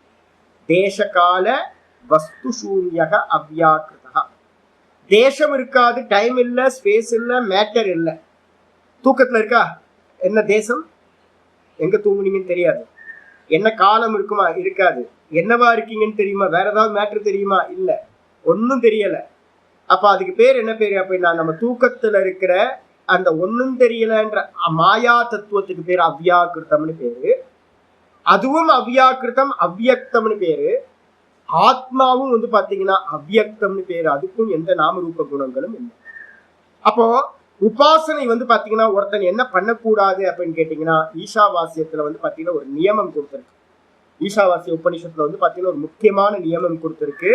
அவ்யாக்கிருதத்தை தியானம் செய்யக்கூடாது. அவ்யாக்கிருதத்தை மனசுல புரிஞ்சுங்க. வியாக்கிருதம் தான் உபாசனை செய்ய வேண்டும். சிவபெருமானுக்கு நாம ரூபம் இல்லை, அவர் பிரளயத்துல இருக்காரு, அவருக்கு எந்த ரூபமும் இல்லை, நாமம் ரூபம் இல்லை அப்படின்னு நான் சிவனை தியானிக்கிறேன்னு நீங்க சொன்னீங்க அப்படின்னா அது சாஸ்திர ரீதிப்படி உபனிஷத்துப்படி தப்பு. அப்ப பாத்தீங்கன்னா சிவபெருமான் தான், ஆனா அவரோட என்ன பண்ணணும், அவ்யாக்கிருத்தம் தான். புரிஞ்சுங்க, அவர் அவ்யாக்கிருத்தம் தான். தூக்கத்துல இருக்கார், பிரளய காலத்துல இருக்கார், அவர் வெளிப்படாம இருக்கார். ஆனா அவரை உபாசிக்கணும் அப்படின்னா பேர் இல்லாதவனுக்கு 1000 பேரை கொடுங்க, ஏதாவது உங்களுக்கு பிடிச்ச பேரை கொடுங்க. உருவம் இல்லாதவனுக்கு ஒரு உருவத்தை கொடுங்க. ஆனா உங்க புத்தியில தெரியணும் இறைவனுக்கு உருவம் இல்லை, ஈஸ்வரனுக்கு உருவம் இல்லை. ஆனா பாத்தீங்கன்னா உருவம் கொடுத்து பாத்தீங்கன்னா உபாசிக்க வேண்டும்.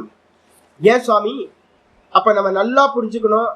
நம்ம ஒரு நிர்குணத்துக்கு போறதுக்கு முன்னாடி, ஆத்ம தியானம் போறதுக்கு முன்னாடி நம்ம எந்த உபாசனை பண்ணாலும் அந்த உபாசனை எப்படி இருக்கணும்? வியாக்கிருத உபாசனையா தான் இருக்கணும். இதான் வைதிகத்தோட சித்தாந்தம்.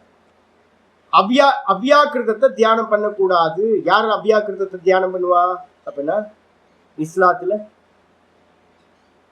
அதுக்கப்புறம் பௌத்த மதத்துல பிராணனை பாத்தீங்கன்னா உபாசிப்பாங்க. பிராணனுக்கு பாத்தீங்கன்னா வெறும் பிராணனுக்கு தேச காலம்லாம் இல்லை. அவ்யாக்கிருதம் சூன்ய தியானம்னு சொல்றாங்க பாத்தீங்களா? நிறைய ஃபேமஸா இப்போ பாத்தீங்கன்னா இந்தியா ஃபுல்லா ஃபேமஸா இருக்குல்ல சூன்ய தியானம் அப்படின்னு. வெட்டவெளி தியானம், சூன்ய தியானம் இதெல்லாம் சொல்றாங்கல்ல, இதெல்லாம் பாத்தீங்கன்னா அவ்யாக்கிருத உபாசனையில சேரக்கூடியது. ஏன் சுவாமி அவ்யாக்கிருத உபாசனையை பண்ணக்கூடாது அப்படின்னு கேட்டீங்கன்னா ஒரு முக்கியமானது பாத்தீங்கன்னா இருக்கு. ஈஷாவாசியத்துல 12, 13 2 மந்திரம் இருக்குது, ரெஃபரன்ஸ் போட்டுங்க. 12வது மந்திரம் சொல்லுது என்னன்னு கேட்டீங்கன்னா, 12வது மந்திரம் சொல்லுது அந்தம் தம பிரவிசந்தி ஏ சம்பூதிமுபாசதே ததோ பூய இவதே தமோயவு சம்பூத்யாகும் ரதாஹ. ஈஷாவாசியத்துல 12வது மந்திரம் சொல்லுது, எவர்கள் பாத்தீங்கன்னா சூன்யத்தை தியானம் செய்கிறார்களோ, அவ்யாக்கிருதத்தை அசம்பூதின்னு சொல்லக்கூடிய அவ்யாக்கிருதத்தை தியானம் செய்கிறார்களோ அவர்கள் இருளில் மூழ்கி போகிறார்கள், இருட்டறையில் நுழைகிறார்கள். என்ன அப்படின்னு கேட்டா பிரகிருதி லயத்தை அடைஞ்சிருவீங்க. ஒண்ணுமில்லாததை தியானம் பண்ணா நீங்களும் ஒண்ணுமில்லாம போயிடுவீங்க. சூன்யத்தை தியானம் பண்ணா நீங்களும் சூன்யமா ஆயிடுவீங்க. அதுக்கு பேர் என்ன பேரு? பிரகிருதி லயம். அப்ப பாத்தீங்கன்னா பிரகிருதி லயம் ஆகிறதுக்காக நம்ம பாத்தீங்கன்னா 1,00,000 மன்வந்தரம் காணா போயிடுவோம், ஃப்ரீஸ் ஆயிடுவோம். தூக்கம் பாத்தீங்கன்னா 1,00,000 மன்வந்தரம் தூங்கி போயிடுவோம். அதுக்காகவா பாத்தீங்கன்னா இது பண்றது? அப்ப பாத்தீங்கன்னா அதை கேன்சல் பண்ணணும். அதே நேரத்துல யாரு பாத்தீங்க அப்படின்னா சம்பூதி உபாசத்தை, எவர்கள் பாத்தீங்கன்னா வியக்தமானதை மட்டும் உபாசிக்கிறார்களோ அவர்களும் அதை காட்டிலும் ஆழ்ந்த இருளில் நுழைகிறார்கள், பெரிய இருட்டில் நுழைகிறார்கள். என்ன சாமி, அப்ப வியக்தமான நாமரூபத்தையும் உபாசனை பண்ணக்கூடாதா அப்படின்னா ரெண்டுத்தையும் சேர்த்து பண்ணணும். உபாசனை எப்படி பண்ணணும்? ரெண்டுத்தையும் சேர்த்து பண்ணணும். எப்படி? அதனால என்ன பண்ணணும் அப்படின்னு கேட்டீங்கன்னா ரெண்டுத்தையும் சேர்ந்து பண்ணினீங்கன்னா சம்பூதிம் ச விநாசம் ச யஸ்தத் வேதோ பயகுஸ்தக விநாசேன மிருத்யும் தீர்த்வா சம்பூத்தியா அமிர்தமஸ்னுதே. 14வது மந்திரம். வரிசையா 2-3 மந்திரம் இருக்கு, 12, 13, 14 3 மந்திரங்கள் ஈஷாவாசியத்துல. நான் முடிஞ்சா உங்களுக்கு அனுப்புறேன். ஈஷாவாசிய புக்கு யாராவது வச்சிருந்தீங்கன்னா, என்னோட புக் வச்சிருந்தீங்கன்னா அதை எடுத்து பார்த்துங்க. ரொம்ப முக்கியமானது, உபாசனைக்கு ரொம்ப முக்கியமானது. அப்ப பாத்தீங்கன்னா ரெண்டுத்தையும் இணைச்சி பண்ணணும்னா என்ன சுவாமி அப்படின்னு கேட்டீங்கன்னா உங்களுக்கு தெரியணும், ஈஸ்வரன் பிரம்மத்தோட மாயா சேர்ந்தா என்ன பேரு? ஈஸ்வரன் பேரு. பிரம்மத்தோடு மாயா சேர்ந்தா அவருக்கு பேரு ஈஸ்வரன் பேரு. அப்ப ஈஸ்வரன் பாத்தீங்கன்னா எப்படி இருப்பார்? ஈஸ்வரன் எப்படி இருப்பார்? மாயோட சேர்ந்தோன்னு நிர்குண நிராகாரமா இருக்கிற அந்த பிரம்மம் இந்த திரிகுணாத்மிகா மாயையோட சேர்ந்தோல நிர்குண நிராகாரத்துல இருக்கிற நிர்குணம்ன்றது என்ன ஆயிடும்? மாயையோட சேர்ந்த சகுணம் ஆயிடும். நிராகாரம் அப்படியே இருக்கும். பிரம்மத்துக்கு லட்சணம் என்னது? நிர்குண நிராகாரம். நிர்குண நிராகாரத்தோட திரிகுணாத்மிகா மாயா சேரும் போது என்ன ஆயிடும்? சகுணமா மாறிடும். சகுணமா மாறிடும். ஆனா நிராகாரம் அப்படியே இருக்கும். அப்ப ஈஸ்வரனுக்கு வந்து பாத்தீங்கன்னா என்ன பேர் கிடைக்குது அப்படின்னு கேட்டீங்கன்னா சகுண நிராகாரம் ஈஸ்வரன். ரொம்ப முக்கியமான சுதந்திரத்துல படிக்க போறோம். ஃபர்ஸ்ட் சாப்டர்ல நல்ல அம்பானை பத்தியும் சுவாமியை பத்தியும் நல்ல வியாக்கியானம்லாம் இருக்கு, அழகா படிக்க போறோம். இப்ப நான் சொல்றதெல்லாம் ஞாபகத்தில் வச்சிருந்தீங்கன்னா திரும்பவும் வந்து உங்களுக்கு யூஸ் ஆகும். இந்த சமயத்துல நான் சொல்லணுன்றதுக்காக இதை சொல்றேன். சுத்த பிரம்மம் நிர்குண நிராகாரம். அதே வந்து பாத்தீங்கன்னா மாயையோட சேர்ந்தோன சகுண நிராகாரம் ஆயிடுது. அடிச்சா சகுணம் தான், ஆனா வந்து எந்த ஃபார்ம் இல்லை. சுவாமிக்கு வந்து பாத்தீங்கன்னா ஃபார்ம் இல்லை. ஆனா திரிகுணம், ஆனா திரிகுணமும் கண்ணுக்கு தெரியாது, அதான் பிரச்சனை. ஆனா குணம் இருக்கு, ஆனா வந்து கண்ணுக்கு தெரியாத ஈஸ்வரனுக்கு உருவம் இல்லை. இவர் என்ன பண்றாரு அப்படின்னு கேட்டீங்கன்னா தன்னை வந்து பாத்தீங்கன்னா அனுகிரகம் பண்றதுக்காக ஒரு டைல்யூஷன் ஃபார்முக்கு கீழே இறங்க. அந்த முதல் ஸ்டெப் அவர் கீழே இறங்கும் போது அவருக்கு பேரு பிரதமஜ அப்படின்னு பேரு, ஹிரண்ய கர்ப்பர்னு பேரு. அவர் இறங்கும் போது அவர் என்ன பண்றாருன்னா சகுண நிராகாரமா இருந்தவர் ஒரு சாக்காரமா ஒரு ஃபார்ம் எடுத்துக்கிறார். அந்த ஃபார்ம் எடுக்கும் போது சகுண சாக்காரம் சூக்ஷ்மம் அப்படின்னு போட்டுருக்காங்க. அதான் ஹிரண்ய கர்ப்பம். சகுணமா இருக்க அது ஈஸ்வரன் இருக்கிறது அப்படியே தான். நிராகாரமா இருந்தவர் என்ன பண்றார், ஆகாரமா ஒரு ஃபார்ம் எடுத்துக்கிறார். ஆகாரம்னா ஃபார்ம் எடுத்துக்கிறார். அந்த ஃபார்ம் எப்படிப்பட்டது அப்படின்னா ஸ்தூலம் இல்லை, சூக்ஷ்மம். அந்த சூக்ஷ்மத்தை எடுத்தோம்னா அவருக்கு பேர் என்ன வந்துருது, ஹிரண்ய கர்ப்பன்னு பேர். அதுதான் வந்து பாத்தீங்கன்னா தியேய பிரம்மம் அப்படின்னு பேர். யாரானா அப்படி ஈஸ்வரன் தான் ஃபார்ம் லெஸ்ஸா இருந்தவர், வெளிப்படாதவரா அவ்யாக்கிருத்தமா இருந்தவர் நாமரூபமா வெளிப்படுறார். அப்ப ஈஸ்வரன் தான் நாமரூபமா வெளிப்படுறார். அப்ப உங்க புத்தியில என்ன இருக்கணும், நம்ம ஈஸ்வர உபாசனைகள் என்னெல்லாம் பண்றோமோ, என்னெல்லாம் நாமரூபங்களை வச்சு பண்றோமோ, வாஸ்தவத்துல அந்த நாமரூபம் அவருக்கு இல்லை. நான் பண்ற உபாசனை எல்லாம் சகுனம் எல்லாமே வந்து பாத்தீங்கன்னா வாஸ்தவம் இல்லை, ஆரோப்பம். அவர் வந்து நிர்குண நிராகாரம் தான் அவரோடது. ஆனா நான் என்னுடைய உபாசனைக்காக நான் என்ன பண்றேன், இந்த நாமரூபத்தை ஏற்றி வச்சு பண்றேன்னு புரிதலோட நீங்க என்ன பண்ணணும், அப்படி பண்ணினீங்க அப்படின்னா சூப்பரா இருக்கும் உபாசனை. அப்படிதான் ஆகும். அப்போ நம்ம எதை பண்ணணும் அப்படின்னா இவங்கள்ட்ட போய் கேட்டீங்கன்னா, யாரு பௌத்த மதத்திலேயோ இல்ல வந்து பாத்தீங்கன்னா சூன்ய தியானம் பண்றவங்கள்ட்ட எல்லாம் போய் கேட்டீங்க அப்படின்னா சர்வம் சூன்யம் சூன்யம் சூன்யம் சொல்லிடுவாங்க. அப்போ சூன்யத்தை வந்து பாத்தீங்கன்னா பண்ணினா பலன் என்ன கிடைக்கும், சூன்யம் தான் கிடைக்கும் பலன்.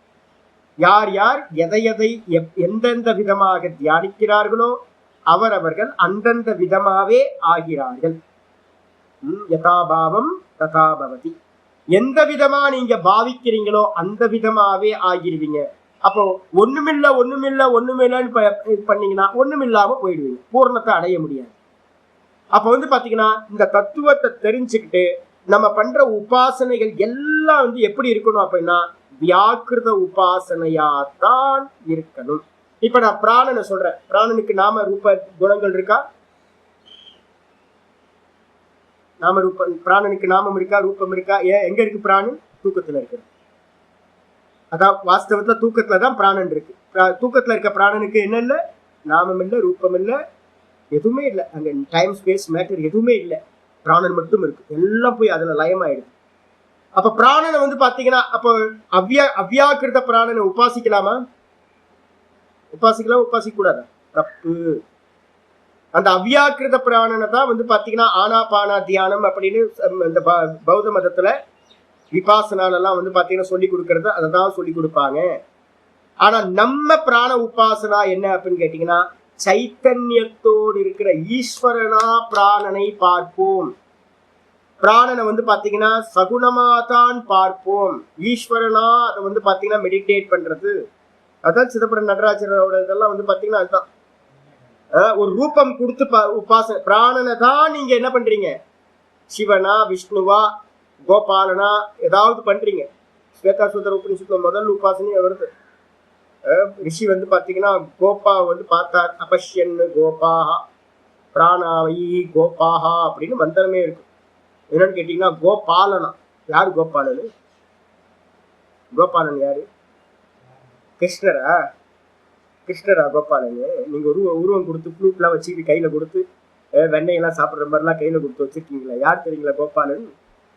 பிராணோவை கோபா கோபா பிராணனுக்கு பேர் தான் கோபாலன்னு பேர். அப்ப சிவம் எது தெரியுங்களா உங்களுக்கு? சிவன் சிவன் சொல்லிட்டு இருக்கீங்களே, எது சிவன்? எது சிவன்? சைத்தன்யம் மட்டும்தான் சிவம். சைத்தன்யத்துக்கு தான் வந்து பாத்தீங்கன்னா அடையாளமா, சைத்தன்யத்துக்கு எந்த ஒரு அடையாளம் இல்லை, சர்வ வியாபகம். அதுக்கு ஒரு இண்டிகேஷன் வந்து பாத்தீங்கன்னா லிங்கம்ன்றது இண்டிகேஷன். நீங்க அது இண்டிகேஷனுடைய பெர்சன் இல்லை, அந்த பெர்சன் எங்க? சர்வ வியாபகம். சர்வ வியாபகமா இருக்கிறவரை நம்ம என்ன பண்றோம், ஒரு லிங்கம்னு ஒண்ணு வச்சு, நந்தின்னு ஒண்ணு வச்சு, கூட மாயான்னு ஒரு அம்பாளையும் கூட சேர்த்து என்ன கல்பனை சனாதன தர்மத்துல பண்ணி வச்சு, என்ன கல்பனைங்க? ஏன் அப்படின்னு கேட்டீங்கன்னா அவ்யாக்கிருதத்தை உபாசிக்க கூடாது. அப்ப வியாக்கிருதத்தை தான் உபாசிக்கணும், மனசுல வச்சுங்க. அப்ப பிராண உபாசனையையும் கூட நம்ம என்ன பண்ணுவோம்னு கேட்டீங்கன்னா என்னோட இஷ்ட தேவத்தையோட சேர்த்துதான் கிருஷ்ணனாவோ இல்ல வந்து பாத்தீங்கன்னா விஷ்ணுவாவோ இல்ல வந்து சிவனாவோ தான் உபாசிப்பேன். நான் பண்ற எல்லா உபாசனையும் பிராண உபாசனை தான். நம்ம மதத்துல நீங்க எதை பண்ணாலும் வியாக்கிருத உபாசனை தான் இருக்கு. சூன்ய தியானம்லாம் இப்ப எங்கேயாவது வந்திருக்கோம், சூன்ய தியானத்தெல்லாம் தூக்கி ஓரமா போட்டுருங்க. சூன்ய தியானத்தெல்லாம் பண்ணவே பண்ணாதீங்க. அவ்யாக்கிருத உபாசனையை பண்ணவே கூடாது ஆயிடுச்சு, இதை மனசுல வச்சு. அப்ப 2 உபாசனை, வியாக்கிருதம் அவ்யாக்கிருதம். இந்த 2த்தையும் சேர்ந்துதான் பண்ணணும். சேர்ந்து பண்றதுன்னா என்ன அர்த்தம்? இறைவனுக்கு ரூபம் இல்லை, நாமம் இல்லை, குணம் இல்லை, ஆனால் நான் பிடிச்சுக்கிறதுக்காக இந்த ஒரு நாம ரூபத்தை கொடுக்குறேன் அப்படின்னு புத்தியில புரிஞ்சு பண்றேன்.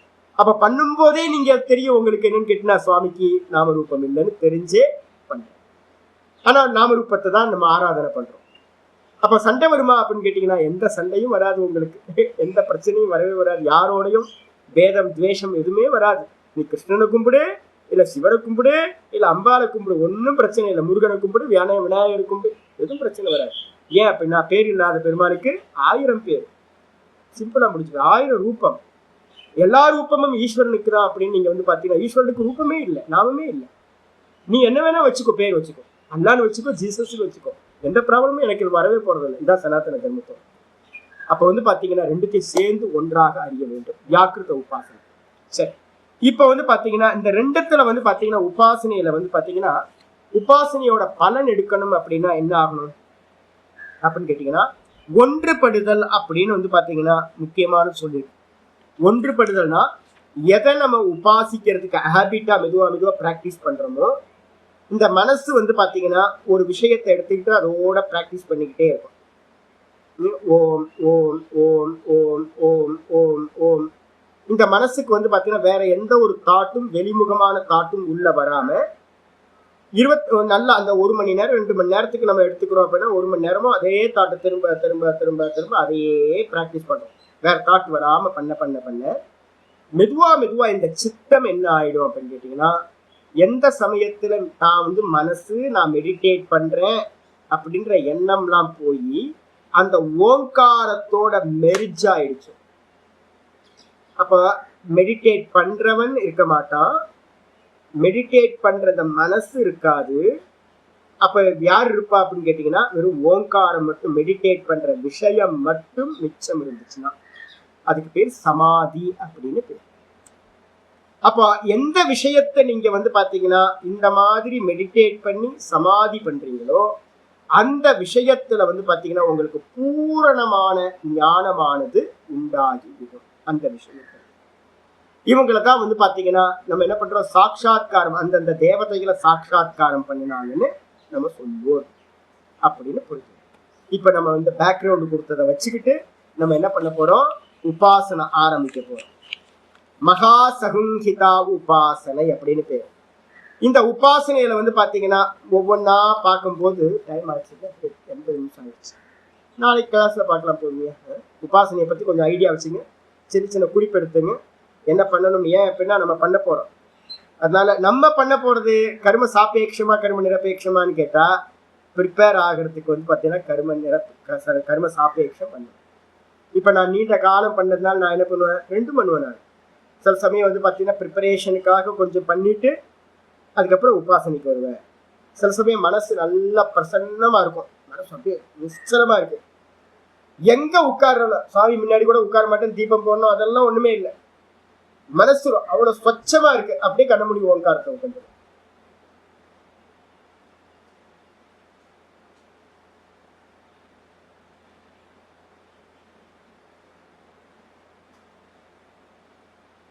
டைரக்டா பிராணனுக்கே போயிடுது, ஓங்காரம் கூட சொல்லாம டைரக்டா பிராணனையே வாட்ச் பண்றது. அகாரம் உக்காரம் அகாரம்லாம் சொல்லி பிராணாயாமம் எல்லாம் பண்ணி அகார உக்காரம் அகாரம் சொல்லி 3/4 மணி நேரம் ஸ்பெண்ட் பண்றதோட இதை டைரக்டா வர முடியும். ஏன் அப்படின்னு கேட்டீங்கன்னா மனசு சஞ்சலம் இல்லாம இருந்துச்சு. மனசு சஞ்சலம் இருக்கு அப்படின்னா அதை தணிக்கிறதுக்காக நிறைய பிரயோகங்கள், கர்ம பிரயோகங்கள் நம்ம பண்ண வேண்டியது அப்படின்னு புரிஞ்சுக்கணும். அப்போ வந்து பார்த்தீங்கன்னா நம்ம ஓங்கார உபாசனை பண்ண போறோம். ஆனா இங்க வந்து பார்த்தீங்கன்னா சங்கீதா உபாசனான்னு இருக்கு, ரொம்ப இன்ட்ரெஸ்டிங்கான உபாசனை, ரொம்ப இன்ட்ரெஸ்டிங். அது வந்து நம்ம பெருமையா பார்ப்போம் நம்ம நாளை மறுநாள் கிளாஸ். ஓம் பூர்ணமத பூர்ணமிதம் பூர்ணாத் பூர்ணமுதச்யதே பூர்ணஸ்ய பூர்ணமாதாய பூர்ணமேவாவசிஷ்யதே. ஓம் சாந்தி சாந்தி சாந்தி. ஹரி ஓம். ஸ்ரீ குருப்யோ நமக. ஹரி ஓம். कायेन वाचा मनसेन्द्रियैर्वा बुद्ध्यात्मना वा प्रकृते स्वभावात् करोमि यद्यत् सकलं परस्मै नारायणायेति समर्पयामि. ओम तत्सत् इति परब्रह्मार्पणमस्तु. नारायण नारायण नारायण.